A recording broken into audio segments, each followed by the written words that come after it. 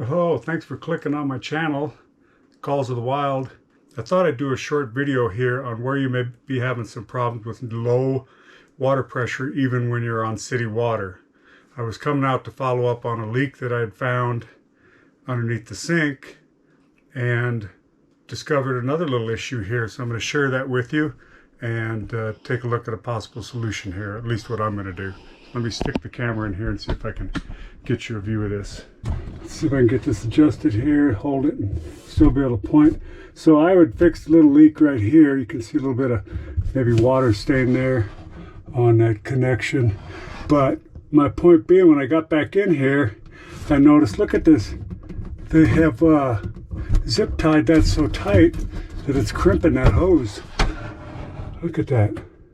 So I'm going to go ahead and cut that zip tie. And I think I'm going to put the zip tie up on this upper pipe here. Sorry.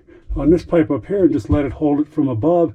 It doesn't have to be tied up against anything in my opinion. So I'm going to go ahead and do that and show you what I end up with. I wanted to give you a quick look at that pipe after I took that zip tie off. Look at how flat that thing is. I can't really get my arm in there to do a little better job here, but I think you can get the drift of how squished that is.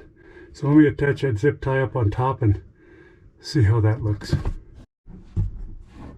All right, so after 20 minutes of maneuvering, we're able to take that zip tie off of here that was crimping this hose and move it up here to where it's hanging rather than trying to hold it back here on this vertical pipe. So it's just hanging up here. Made sure I got it real close to the fitting so there's no pressure on the hose at all. Hopefully this will get most of its shape back after some time and temperature and running some water through there. So that's my short little fix for today with Calls of the Wild. If you enjoyed this video, found it helpful, please subscribe, and we'll see you in the next video.